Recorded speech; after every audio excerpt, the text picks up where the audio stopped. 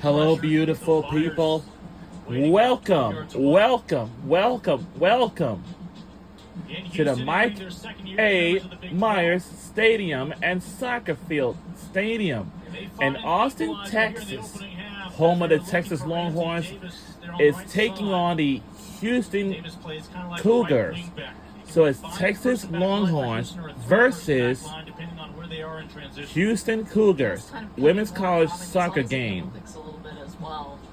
But you've seen the game now and kind of settled. This is the first time that Texas Longhorns has been on the SEC Network Plus. This is the first time this year since he joined the SEC this past month of July on the 1st. And the team we're rooting for tonight's game is Texas Longhorns. And welcome to the SEC once again. Now the team we will be rooting for tonight's game is Texas Longhorns. It's going to be a very good game of the very first game of the season. The very first home game of the season. A lot of these women's soccer games are so fun to watch. And this is my year number 2 watching women's college soccer games, especially from last year. But now more valuable as a center back this season for Coach Frias. And a friendly ball chipped back towards Justice. And the fact about it is that a set piece for Houston. The Texas Longhorns used to be in the Big 12 with taking on a Texas team that the coaches with ranked at 17. Oklahoma, but now we're in the SEC now. But Texas and Oklahoma are still together in a brand new conference. And our SEC conference, like the SEC, like the Southeastern Conference, we almost have 20 teams by 4 more. I have no idea which teams will be next to join the SEC, but I know Texas and Oklahoma did. Starters returning, a few new names in this starting lineup, including Haugen here, the former Bulldog. Oh, a dummy ball to Lapamarta, top of the box. Lauren Lapamarta sends that ball back post, and Mismo just can't keep it alive as it eclipses the end line, and that's now a beef on back-to-back visits to this end of the pitch that she has. Well, we are in the lead by 1 point. We made a goal, and here is our drum line. Some of these players like I Lapamarta, think it's a drum line. Players that were here during COVID, they got an extra year of eligibility. So a lot of the players now are graduate students, and they kind of have that option of, do you want to play another year? We had some soccer fans who is here to watch the game for the night. And it's also it's a very late night game. So tough, tenacious, and we've just been seeing her get forward a lot more, because typically you think of her as just one of those that gets stuck in as a hard-nosed player. But again, pushing forward, trying to help on offense. Houston with the ball. They are getting closer to making a sub. They'll be going to the bench for Talia Foggen, the sophomore out of Bethesda, Maryland. We'll see if that opportunity rears its head here. It will. So the first change for Coach Frias here on the road. Ange Kelly is not going to make a lot of changes. Her selling point to many of these talented players when they come to Texas. And now you're watching Texas Longhorns versus Houston Cougars women's college soccer game. And starting next week, the volleyball games will start next week. It's going to be a very good season, I can tell you. Because tomorrow, they'll be starting with the high school kickoff, like a football game. It's like going to be a very good game of the, you know. To see how, especially the players she doesn't know quite as well, she'll want to see in real game action. Real games are just so different than training, and sometimes you see players excel in training and they struggle in games and vice versa. They're looking for Cameron Maddox, but she's got 3 defenders keeping track of her all the way. Able to win that ball and send it back to midfield. Well, and that's going to be a key, right? But I'll tell you, time is coach is gonna I be know able to Temple guide University this is the ball bomb. right Trust me. And she's got to be able to hold it Everything. for us, play off of her. She's just so dangerous, not seeing a whole lot of it, and really struggling to find her in behind as well. After tonight, Houston will have its home opener on Sunday against Sam Houston, the Bearcats, who are members of Conference USA these days. And then they'll host the former employer of Jaime Frias, a long time ago, head coach in Nacogdoches against Stephen F. Austin. Stephen F. Austin's typically been a trap game for a lot of teams. That's been a good program over the years. Stephen F. Austin this year returned to the Southland after a couple of years in the newly formed WAC. Lapamarda up ahead to Wesh. Wesh, one of the 2 team-voted leaders for this squad. Another one of those grad students for Ange Kelly this year. Holly Ward, just a traditional senior. These are the uneasy moments if you're looking at Texas gathering numbers around the box. So briefly, they'll work backwards to the center circle. But look how many white jerseys are behind the ball. So Houston doing a good job of clogging the space. Miller beats her first defender, Mismo. This time is several strides off Sun. But that's good. If you're Houston, you're like, that's what we Okay, want. we accidentally did We're offside, but that's we're okay. Patient, we're zoning, and we're forcing Texas to try to find space in a very tight area, and then that's what happens. They become offsides, or they overkick it and it goes out of bounds. That's a victory for Houston, but can they keep it and find the space now while maintaining possession? Oh, it's gonna be a good one. Last touch for Houston there from Casey Maddox, but unable to keep it for That's the gonna- Cougars. A nice job by Ramsey Davis, able to keep that one at least for now away from Holly Ward.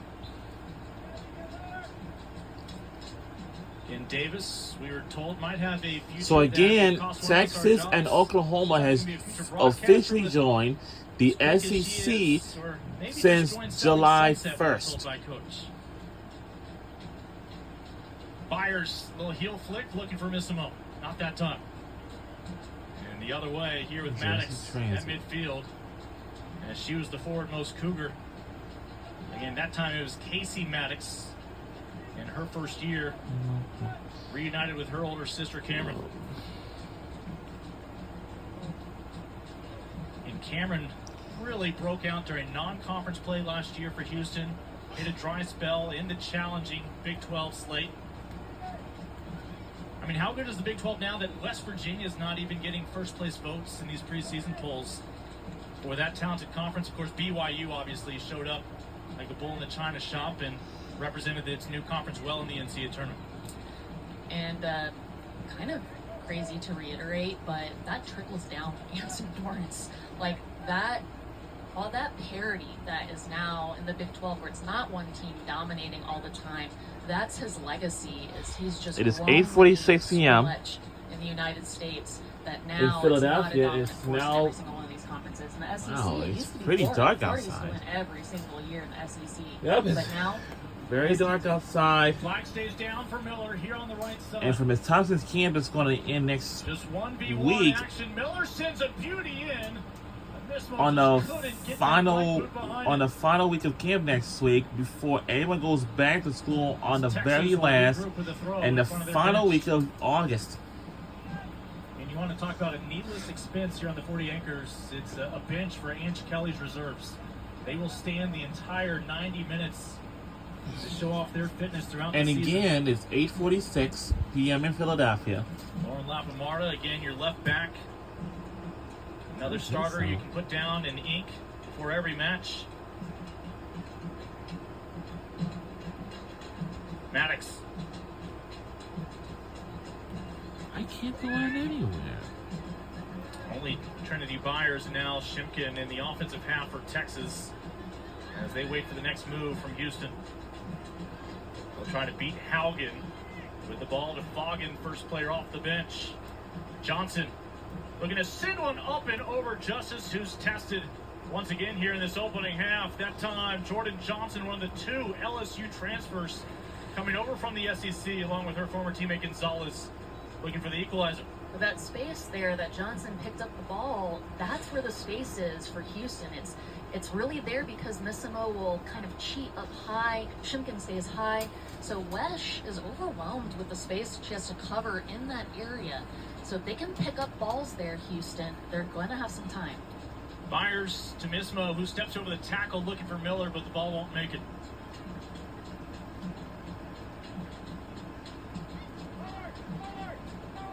Ange Kelly about to bring on reinforcements, including at least one brand new face here on the 40 acres. If you're opposing head coach Jaime Frias at the moment, you have to be pretty pleased with how this one's played out so far. Got 2 packages on the way. Well, we mentioned a couple of players coming over from Baton Rouge to Space City. In Johnson and Gonzalez, you've got Chloe Adams transferring from within the Big 12. Of course, her former teammates now in the SEC. And Jocelyn Alonso, a player that Cougars are very familiar with from their time in the American. And yep, they're in the Big 12. And before they came, before they merged to the Big 12, they used to be in the AAC conference with us. Like for Temple Owls, like they used to, and that goes for Cincinnati as well, even UConn. Like he has a lot of great new players on this team. It's going to be a matter of finding the right combination for him. But this is a new era. When I was playing, there weren't a lot of transfers. But with COVID and just kind of the game growing, lots of players coming from other schools, other experiences, wanting to be at Houston. That says a lot about Coach Frias and a lot about the program he's trying to build there. Well, there's a reason why Houston was so attractive to the Big 12. Obviously, a potential sleeping giant there in one of the biggest cities in not just the country, but the world. And for a hometown kid, Jaime Frias from Houston, both Stratford High School and May Creek High School, chance to come home and try to lead this team to new heights. And pretty much all the goals they have set realistic over there at the U of H. Yeah, I agree. Having grown up in Houston as well, right where Jaime Frias grew up, it was always our expectation that Houston would compete with Texas and A&M and SMU with sports, all sports, not just men's basketball, all sports. So the expectation is there for women's soccer as well. And I think a lot of people feel like it should be at the equal of Texas at some point. He hopes to do that. Longhorns looking for that elusive. Where'd it go? Oh, nobody on the back post. right off the post. Man, we almost made another goal. They're wondering what it will take My to put that goodness. second goal on the board here Wow. at home. Wow. Turning the corner, she's so Oh, good. we She just doesn't missed. need a lot of space. Just missed Just it. kind of whip the ball across with that left foot, and there just needs to be bodies in the box crashing, trying to find that ball. So she's been so good at getting to the end line and then just kind of putting a dangerous ball across.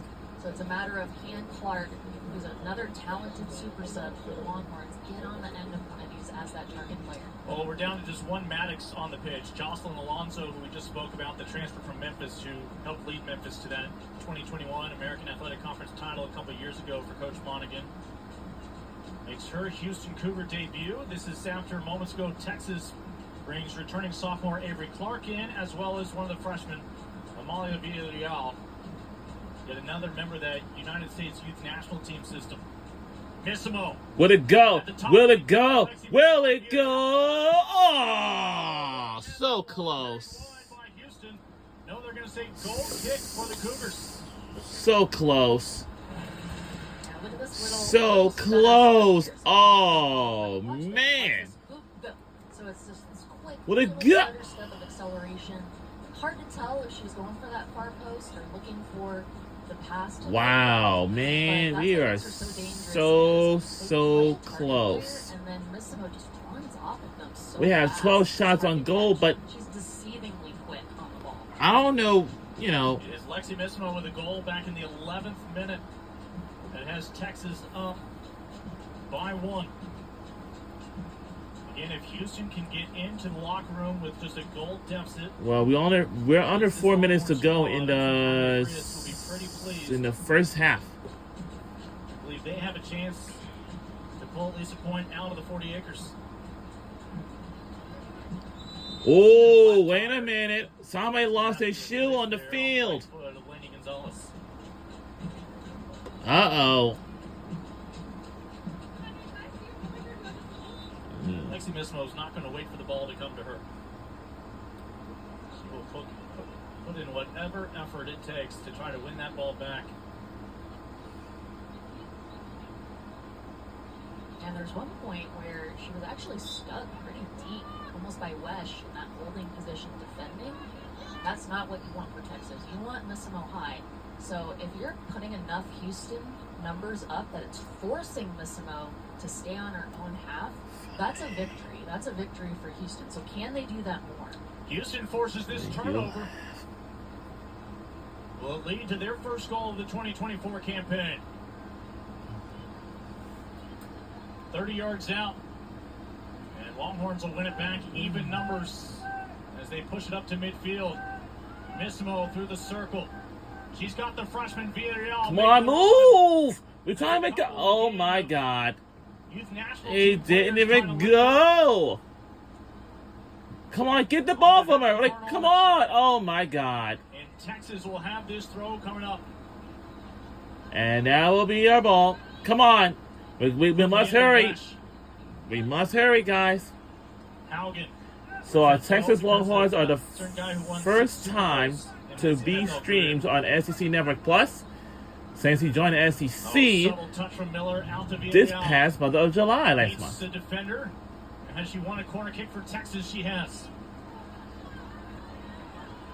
We remind you, MJ Cox is healthy and on the pitch for the first time in over a year.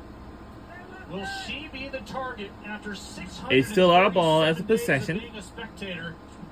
It's not a problem with that one. So I'll tell you something, guys. It would have been possible if this is like 1-11.